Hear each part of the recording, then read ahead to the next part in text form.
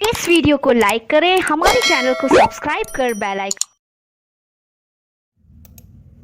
Hello guys, स्वागत है आपका हमारे चैनल जी के पॉइंट पर। हम भारत का भूगोल पढ़ रहे थे, जिसमें हम भारत की नदियां पढ़ रहे थे। इसके पहले हमने वीडियो के पार्ट 3 बना दिए हैं और ये वीडियो का पार्ट 4 है। ठीक है, तो पहले पार्ट में हमने सिंधु नदी तंत्र और सिंधु नदी की जो सहायक नदियाँ हैं उन सभी को पढ़ा था। ठीक है, उसके बाद हमने देखा था सिंधु जल समझौता 1960 किया था, उसको डिस्कस किया था। ठीक है, उसके बाद पार्ट थ्री में हमने गंगा नदी तंत्र को देखा था और गंगा पे जो देवप्रयाग, कर्णप्रयाग, विष्णुप्रयाग है वो सभी प्रयाग उनको डिस्कस किया था। ठीक है, अब ये वीडियो का पार्ट 4 है। इस पार्ट 4 में हम गंगा नदी की जो सहायक नदियाँ हैं उन सबको डिस्कस करेंगे। ठीक है, जो दाएं तरफ से और बाएं तरफ से सबसे पहले हम बाएं तरफ की नदियाँ डिस्कस करेंगे, उसके बाद अगले पार्ट में दाएं तरफ की नदियाँ, जितनी भी गंगा नदी की सहायक नदियाँ उन सभी को डिस्कस करेंगे। चलिए तो शुरू करते हैं। ठीक है, सबसे पहले हम देखेंगे बाएं हाथ की नदियाँ, यानी कि जो बाएं हाथ से गंगा नदी में आकर मिलती हैं वो कौन कौन सी। ठीक है, उनको विस्तार से पढ़ते हैं। सबसे पहले है रामगंगा नदी। ये इसका उद्गम कहाँ से होता है? इसका उद्गम होता है नैनीताल के निकट, हिमालय से होता है। कहाँ? नैनीताल। ये कहाँ है? हिमाचल प्रदेश में, याद रखना है नैनीताल। ठीक है, तथा इसका संगम उत्तराखंड में उत्तर प्रदेश से बहते हुए गंगा में मिल जाती है। याद रखना, कहाँ? उत्तराखंड राज्य में हो जाती है, गंगा में मिल जाती है यह नदी, रामगंगा नदी। ठीक है, याद रखना। यह रूहेलखंड की सबसे बड़ी नदी है। याद रखना, रूहेलखंड है उत्तर प्रदेश वाला एरिया, वहाँ की क्या है? सबसे बड़ी नदी। याद रखना। जिम कॉर्बेट राष्ट्रीय उद्यान से नदी बहती है। जिम कॉर्बेट राष्ट्रीय उद्यान है उत्तराखंड में। ठीक है, उसके मध्य से होकर नदी गुजरती है। ठीक है, याद रखना, उस राष्ट्रीय उद्यान के बीच में से गुजरती है ये नदी, रामगंगा नदी। ठीक है, इसको याद रखना। इसके आगे देखते हैं। इस किनारे प्रमुख शहर कन्नौज, बरेली, रामपुर और मुरादाबाद हैं। यानी कि जो शहर इस नदी के तट पर है, ऐसे किनारे बसे हुए हैं, वो कौन कौन से हैं? कन्नौज, बरेली और रामपुर। ठीक है, इसको याद रखना। आगे देखते हैं। इस पर प्रमुख परियोजना कालागढ़ परियोजना है। इस पर जो इस नदी पर जो परियोजना बनी है वो कौन सी है? वो है कालागढ़ परियोजना। इसको याद रखना। ठीक है, रामगंगा नदी पर जो परियोजना है उसका नाम है कालागढ़ परियोजना। ठीक है, इसको याद रखना। आगे देखते हैं।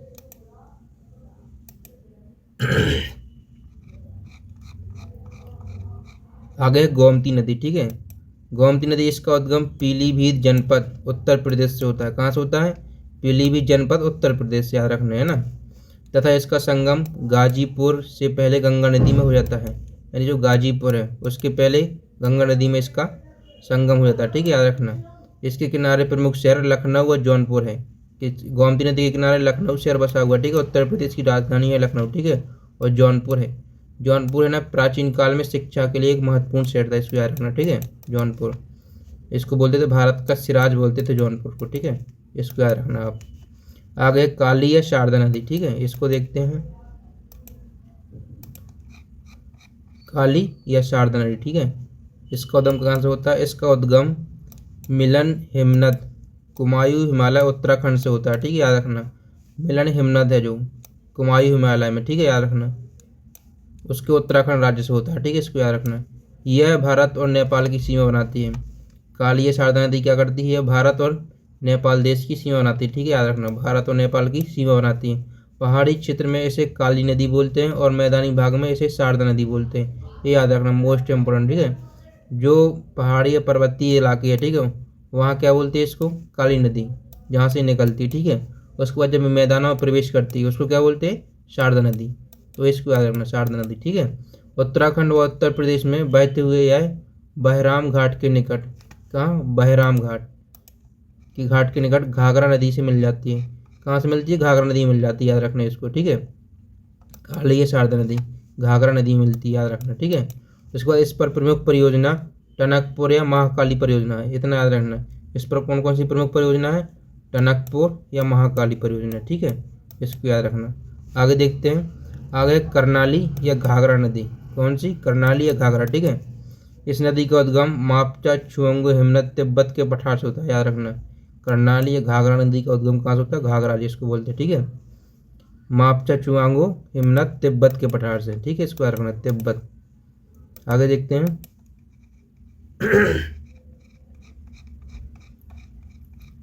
यह नेपाल में इसका नाम कर्णाली, याद रखना, ठीक है। इसका क्या नाम है? नेपाल में कर्णाली नदी, ठीक है, घाघरा नदी का क्या नाम है? कर्णाली, नेपाल में, इसको याद रखना, ठीक है।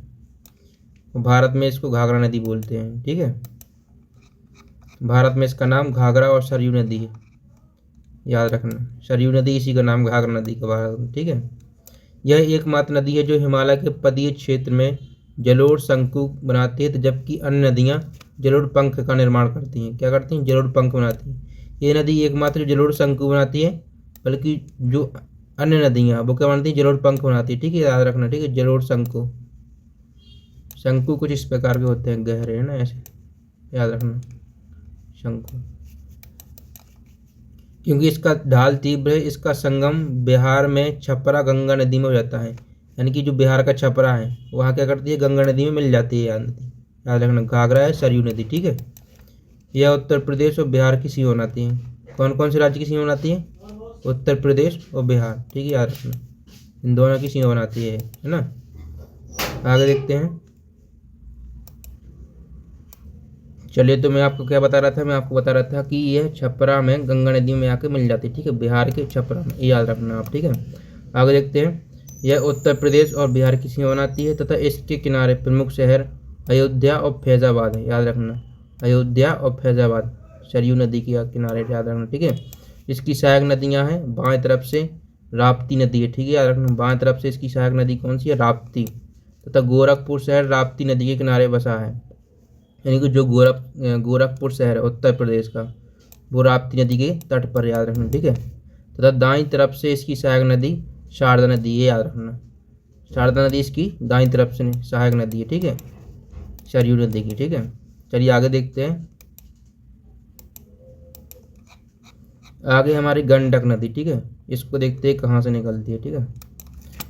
इसका उद्गम तिब्बत नेपाल सीमा के महान हिमालय से होता है, याद रखना, तिब्बत नेपाल की सीमा है जहाँ, ठीक है, तिब्बत और नेपाल उन दोनों की सीमा से महान हिमालय से होता है, ठीक है। नेपाल में इस नदी को शालिग्रामी नदी बोलते हैं, ये याद रखना, मोस्ट इम्पोर्टेंट, ठीक है। गंडक नदी को ही नेपाल में क्या बोलते हैं? शालिग्रामी नदी, ठीक है।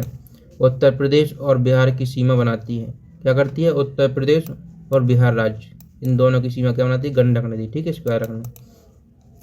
यह नदी बिहार के हाजीपुर के निकट गंगा नदी में मिल जाती है, यानी कि जो बिहार का हाजीपुर है, ठीक है, वहाँ क्या करती है? इसका समागम गंगा नदी में हो जाता है, इसको याद रखना, ठीक है, गंगा नदी में।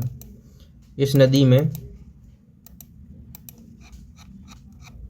में क्या पाया जाता है? घड़ियाल पाए जाते हैं, इसको याद रखना, ठीक है, घड़ियाल पाए जाते हैं इस नदी में। तथा इस नदी पर प्रमुख परियोजना गंडक परियोजना है, जो उत्तर प्रदेश और बिहार राज्य में है, ठीक है, याद रखना। इस नदी पर जो परियोजना बनी है उसका नाम क्या है? गंडक परियोजना, गंडक नदी और गंडक परियोजना, ठीक है, ऐसे याद रहेगा, नदी का नाम भी है और परियोजना का नाम भी एक ही है, ठीक है, उत्तर प्रदेश और बिहार राज्य में, याद रखना, ठीक है। अब आगे देखते हैं। आगे कोसी नदी, कौन सी नदी? कोसी नदी। इस नदी को क्या बोलते हैं? बिहार का शुक बोलते हैं इस नदी को, ठीक है, याद रखना, कोसी नदी को, मोस्ट इम्पोर्टेंट, ठीक है। इस नदी को बिहार का शोक बोलते हैं क्योंकि यहाँ बरसात के समय पानी अधिक होने के कारण यह नदी अपना मार्ग परिवर्तन कर देती है। क्या कर देती है? वर्षा ज़्यादा हो जाती है, वर्षा के कारण इस नदी में पानी नहीं बनता है, तो इसका पानी है जो इधर उधर निकल जाता है, अपना मार्ग परिवर्तन कर देता है ऐसे, ठीक है। क्योंकि इसका कारण क्या है वो हम देखेंगे, ठीक है, क्यों ये मार्ग बदलती है। इस नदी का प्रारंभिक प्रवाह 7 धाराओं से होता है। इनमें मुख्य धारा अरुण और कोसी नाम से जानी जाती है, यानी कि जो कोसी नदी की प्रमुख धारा है वो कौन है? अरुण और कोसी, ठीक है, इसको याद रखना। जानी जाती हैं। यह माउंट एवरेस्ट के पास गोसाइथन नामक स्थान से निकलती है। कहाँ से निकलती है? गोसाइथन, याद रखना, ठीक है, कोसी नदी गोसाइथन से निकलती है, माउंट एवरेस्ट के पास, ठीक है। नेपाल के पर्वतीय मैदान और बिहार से उत्तर पूर्व के क्षेत्र से बहते हुए, नेपाल के पर्वतीय क्षेत्र से और बिहार के उत्तर पूर्वी क्षेत्र से बहते हुए भागलपुर के निकट, यानी कि बिहार का जो भागलपुर, ठीक है, निकट गंगा से मिल जाती है। इसका संगम कहाँ होता है? गंगा नदी में, याद रखना, कोसी नदी का, ठीक है। इसकी प्रमुख सहायक नदियाँ बागमती है, प्रमुख सहायक नदी क्या है? बागमती, ठीक है, इसको याद रखना। इसके किनारे नेपाल का काठमांडू शहर स्थित है। जो कोसी नदी है इसी किनारे नेपाल की जो राजधानी है काठमांडू, वो इसके तट पर है, याद रखना, मोस्ट इम्पोर्टेंट, ठीक है। इस नदी पर प्रमुख परियोजना, इस पर परियोजना देखते हैं कौन सी बनी, ठीक है। नेपाल में हनुमान नगर के निकट एक बांध बनाया गया है जिसका प्रमुख उद्देश्य बाढ़ नियंत्रण, याद रखना, ठीक है। नेपाल के हनुमानगढ़ में क्या बना है, एक बांध बना है जिसका उद्देश्य क्या है, ये बाढ़ को नियंत्रण के लिए बनाया गया, ठीक है। अब मैं आपको ये बताने वाला था कि ये अपना मार्ग क्यों परिवर्तन करती है, ठीक है। तो ये अपना मार्ग इसलिए परिवर्तन करती है क्योंकि जब ये नेपाल से निकलती है, ठीक है, तो वहाँ पर क्या है, पहाड़ी पर्वत क्षेत्र है।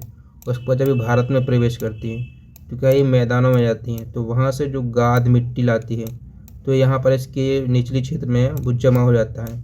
इसलिए क्या होता है, इसकी जो ये इसका क्षेत्र है वो क्या है, गाद मिट्टी से भर जाता है, तो इसकी गहराई कम हो जाती है जिसके कारण इसका जल है ऐसे बिखर जाता है, अपना मार्ग परिवर्तन कर देता है, ठीक है।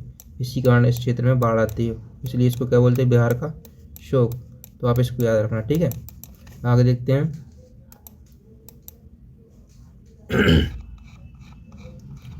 आगे है महानंदा नदी, ठीक है। देखते हैं महानंदा नदी। इसका उद्गम नेपाल हिमालय से होता है। ये बिहार और पश्चिम बंगाल की सीमा बनाती है तथा पश्चिम बंगाल में बांग्लादेश की सीमा पर गंगा नदी से मिल जाती है, याद रखना, ठीक है।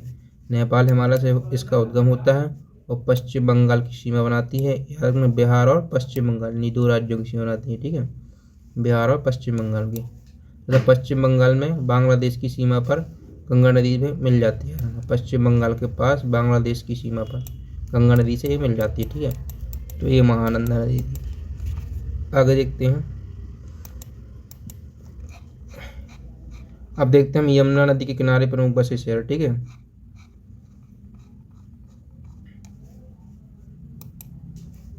ये देखिए, ये इस साइड है ना, ये अपना बायां होगा, बायां हाथ, ये हो गया बायां। बाएं तरफ कौन कौन से, इटावा, इलाहाबाद और अलीगढ़, ठीक है। और जबकि यमुना नदी के दाएं तरफ ये दायां होगा, ठीक है। दायां तट पे कौन कौन है, दिल्ली, मथुरा और आगरा। ये यमुना नदी के किनारे बस ये प्रमुख शहर है, ठीक है, इसको याद रखना आप। आगे देखते हैं।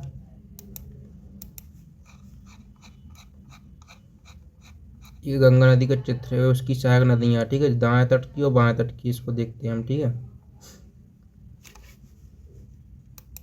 देखिए ये है, ये इधर क्या है, इधर बायां तट है, याद रखना, यानी कि जो बाएं तरफ से गंगा नदी में आकर मिलती हैं, जब भी हम पढ़ रहे थे बाएं तरफ की नदियाँ, ठीक है। ये बायां है और एक दायां है, याद रखना, ठीक है। ये देखते हैं। देखिए यहाँ ये गंगा नदी है, ठीक है, यहाँ से निकलती है, गंगोत्री हिमानी उत्तराखंड से, ये, ठीक है, इसको याद रखना। यहाँ से गंगा नदी गई है, ये जा रही है ऐसे ऐसे, ये। अब इसमें जो सहायक नदी है, देखिए ये रामगंगा है बाएं तरफ से, रामगंगा, ये गोमती, ये वरुणा, ये शारदा, घाघरा, ठीक है, और ये राप्ती नदी, ये तीनों नदियाँ आके इधर आके मिल जाती हैं, ठीक है। उसके बाद एक गंडक नदी, गंडक ये आ रही, ठीक है, और एक बूढ़ी गंडक नदी। उसके बाद अरुणा और कोसी की धारा, ये है कोसी नदी, ठीक है। उसके बाद एक महानंदा नदी है और एक ब्रह्मपुत्र नदी है, ये गंगा नदी की सहायक नदी है, ठीक है। उसके बाद है ये यमुना नदी, ये दाएं तट से आती है, ठीक है, याद रखना, यमुनोत्री से निकलती है और ये इलाहाबाद में आकर मिलती है यमुना नदी, ठीक है। उसके बाद टॉन्स नदी, ये। उसके बाद सोन, ये सोन नदी दाएं तट से आकर मिलती है। उसके बाद ये हुगली नदी। तो ये आपको याद रखना, ठीक है, ये गंगा नदी की सहायक नदियाँ हैं, बाएं तट से और दाएं तट से, दोनों तरफ से नदियाँ मैंने आपको बताई, ठीक है, इसको याद रखना। आगे देखते हैं।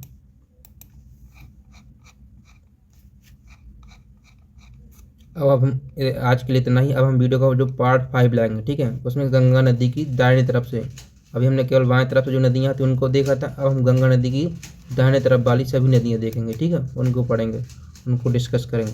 चलिए, तो आज के लिए इतना ही, मिलते हैं अगले वीडियो में।